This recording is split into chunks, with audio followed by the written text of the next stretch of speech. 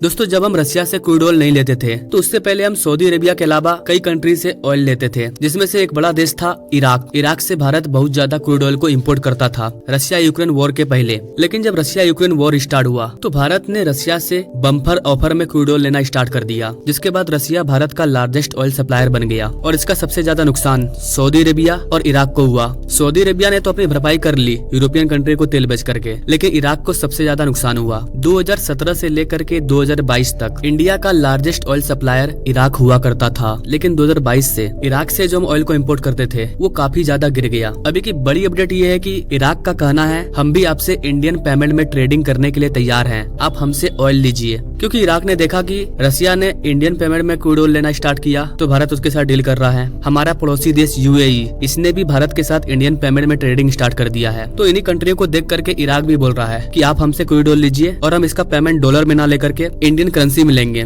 तो चलिए समझते हैं पूरा अपडेट क्या है। भारत सरकार को ये जो सुनहरा अवसर मिला है, क्या भारत सरकार इसका फायदा उठाएगी? आखिर भारत की तरफ से इराक को क्या कहा गया? और सबसे बड़ा सवाल, क्या अब धीरे धीरे करके इंडियन करेंसी इंटरनेशनल मार्केट में चलने लगी है? नमस्कार दोस्तों, मैं विकास और आप देख रहे हैं ऑल इंडिया अफेयर्स। नाउ इस चीज को लेकर के आप कई आर्टिकल देख सकते हैं। India's Russian oil import now double that of Iraq. India's Iraq oil import fall to lowest in 20 months. मतलब करीबन 2 साल से इराक, जो कि भारत का एक बड़ा ऑयल सप्लायर था, वो काफी नीचे जा चुका है और इन 2 सालों में जो रशिया है वो भारत का सबसे बड़ा ऑयल सप्लायर बन चुका है। यहाँ तक की सिचुएशन ऐसी हो गई थी कि हम रूस से 1.64 million barrel per day oil मंगवा रहे थे, वहीं इराक से $0.8 मिलियन पर डे। आप इस चैट के माध्यम से देख सकते हैं इंडिया का जो सबसे बड़ा ऑयल सप्लायर है वो रशिया बन चुका था। अप्रैल में 36%, मार्च में 33%। इसके बाद था इराक, जिससे हम 17-18% ऑयल ले रहे थे। उसके बाद आता है सऊदी अरेबिया। जैसा कि मैंने आपको बताया कि हमने सऊदी अरेबिया से भी ऑयल लेना कम कर दिया था। बाकी और भी कई कंट्री है जिनसे हम थोड़ा मोड़ा ऑयल खरीदते हैं, लेकिन ये 3 मेन कंट्री है जिससे हम लोग सबसे ज्यादा क्रूड ऑयल मंगवाते हैं। तो फाइनली इराक ने डिसीजन किया कि अब हम भी भारत के साथ इंडियन करेंसी में ट्रेडिंग करेंगे और इसकी स्टार्टिंग भी इराक ने कर दिया है। जैसा कि मैंने आपको इस वाले वीडियो में बताया था कि कैसे रशिया और भारत के बीच में ऑयल की ट्रेडिंग होती है।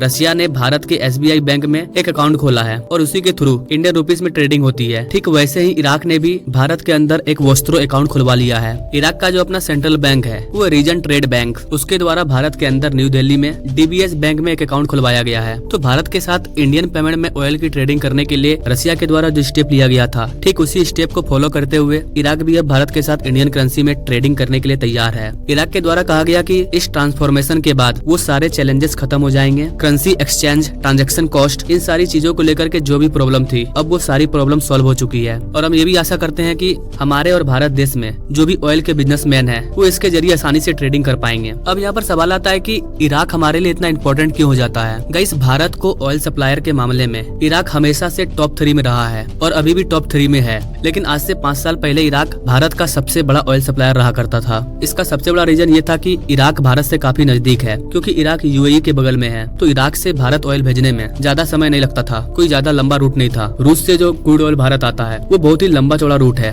अगर रशिया डिस्काउंट ऑफर में ऑयल नहीं देगा तो रशिया से भारत ऑयल लाने का जो ट्रांजैक्शन कॉस्ट होगा वो काफी ज्यादा हो जाएगा और हमें कोई फायदा नहीं होगा। अभी रशिया के साथ पेमेंट इशू आ रहा था तो भारत और रशिया के बीच का जो ऑयल ट्रेडिंग था वो थोड़ा सा कम हुआ था और इस टाइम भारत इराक से ऑयल लेना फिर से स्टार्ट कर दिया और धीरे धीरे इराक और भारत के बीच का जो आंकड़ा है वो लगातार बढ़ने लगा, 1 मिलियन बैरल पर डे पर पहुंच गया। तो इसी चीज को देखते हुए इराक ने डिसीजन लिया कि अब हम ये आंकड़ा को नहीं खोने वाले हैं, क्योंकि रशिया भी भारत से ऑयल ट्रेडिंग करने के लिए कई दिमाग लगा रहा है। इराक को पता है भारत उसी से ऑयल ट्रेडिंग करेगा जो ऑयल की ट्रेडिंग इंडियन करेंसी में करेगा, और अगर हम भारत के साथ इंडियन करेंसी में ट्रेडिंग करते हैं तो हमारा ये जो डेली का आंकड़ा है वो बरकरार रहेगा और हमारी इकोनॉमी लगातार ग्रो करती रहेगी। Now as a Indian Bharat को इससे क्या फायदा होगा? देखिए गाइस, भारत को इससे ये फायदा होगा कि अभी रेड सी में प्रॉब्लम चल रहा है। आप अगर मैप देखिए तो जो इराक का रूट है वो काफी अलग है। हमें रेड सी में जाना ही नहीं पड़ेगा, हम UAE होते हुए इराक जाएंगे और डायरेक्ट UAE होते हुए मुंबई, गुजरात, इंडिया में पहुंच जाएंगे। एक तो टाइम भी बचेगा, दूसरा पेमेंट भी इंडियन करेंसी में करना पड़ेगा। अगर इंडियन करेंसी में पेमेंट होगा तो हमारी जो इंडियन करेंसी है वो काफी ज्यादा ग्रो करेगी। मैंने पहले भी आपको इस वाले वीडियो में बताया था